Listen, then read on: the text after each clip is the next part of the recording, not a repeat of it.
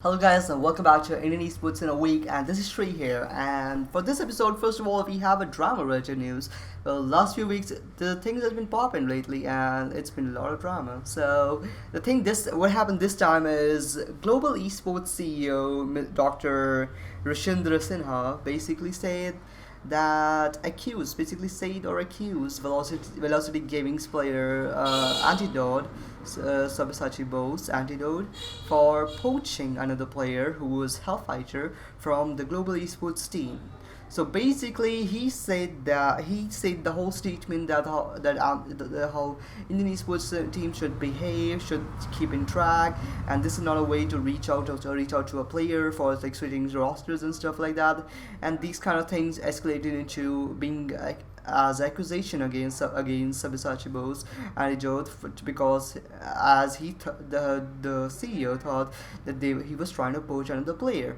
And the whole situation against poaching is really scary and really bad, to be honest, because this kind of thing actually happens a lot even in the international scene, mainly in League of Legends. Like there's been so many things which been happening lately, here and there, everywhere, pretty much. So yeah, that happens a lot, and this thing is really not good, because this is a proper way through how these things are done.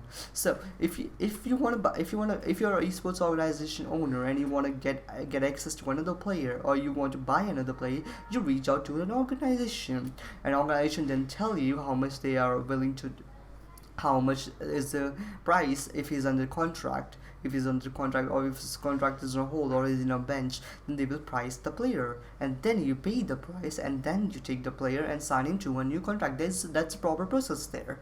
But sometimes, as mostly seen there, this is not done. And if you directly contact a player, this is termed as poaching, because it is you contacting a player without reaching through an organization which is he already signed to. So this is the process of like how poaching is done, and how poaching is literally done, and it shouldn't be done in that way, basically. So yeah, with the whole situation regarding the Valorant thingy, we have the Bose then trying to joke his way through the whole situation, trying to say like things happen, people say a lot of dumb shit and stuff like that, and he's just moving forward for the whole thing. Then through the Velocity Gaming team and Bose, they contacted each other. They got in contact, and they tried to get in contact with Dr. Rishindra Sinha, the CEO of Global Esports, and they kind of settled the whole thing lightly in their own terms outside of the social media, possibly. So yeah, that was a good thing in the end. They kind of, but like still the situation is kind of iffy. And in the conclusion, in the last post which Anidol made, it was pretty much like they were just having a friendly conversation, and Shindra kind of assumed that there was a poaching situation in the end. But yeah, regardless of that, whatever happened right now in the whole situation, who is wrong, who's right, we really don't know exactly.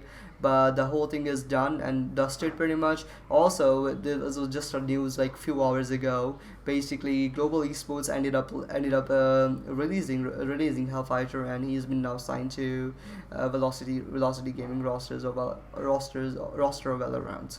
So if you want to continue with the Valorant news, we have TEC Series 2 champions are here.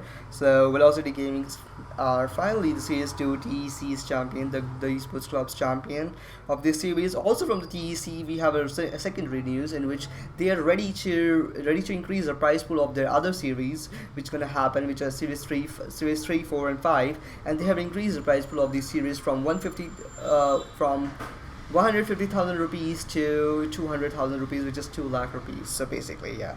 So that happened, and then if you want to move forward to some little PUBG news, so we have HL trying to acquire PUBG Mobile from Bluehole for their Indian operations, pretty much. I still don't know what's happening exactly, but Geo is trying to do that too, and also I think some other organization was trying to do that.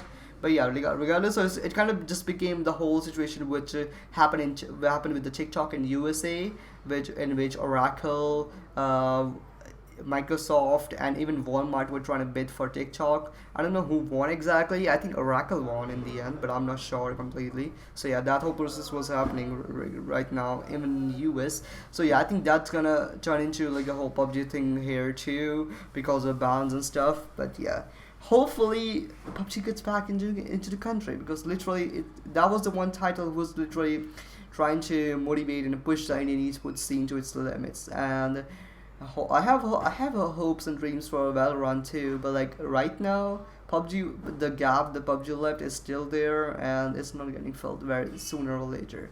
So yeah, that's kind of sad what's happening there. Then continuing to PUBG news, we have PMPL South Asia, in which recent Indian esports team are hiring the neighboring countries teams to get access to the teams to be done and put into the PMPL tournament. Because as you know, PUBG is banned in India. They can't let Indian players play into the international Asian tournament to qualify for the World Championships. So the teams have found a way out of the whole situation, trying to sign the teams from Bangladesh, Sri Lanka, and even Pakistan to get a way into the PMPL and like kind of upside through the rulings of the government. But yeah, so one of the first team who has done that is Stalwart Esports. They have hired a Pakistani team for the PMPL South Asia. Then if we continuously on the same path, we have FutureStation. FutureStation has also signed a Bangladeshi team for their PMPL. But yeah, let's see. We don't know about these teams, if they have any like especially with the Stalwarts Pakistani team, we still don't know how capable they are in the terms of participation and stuff like that. They haven't done much in the international scene, but yeah, hopefully with the Stalwarts backing and with the FutureStation too, the proper backing and support, they can actually do something and try to show them that they're not just another team, and they can like dominate the whole era too. Like that would be interesting to see if that happens though. But yeah, this is pretty much the end of this week's news, and I hope you enjoy this one. And that's pretty much it, actually. But yeah, well, this is the end of this episode. I hope you'll enjoy this one, and thank you. See you in the next one. Bye.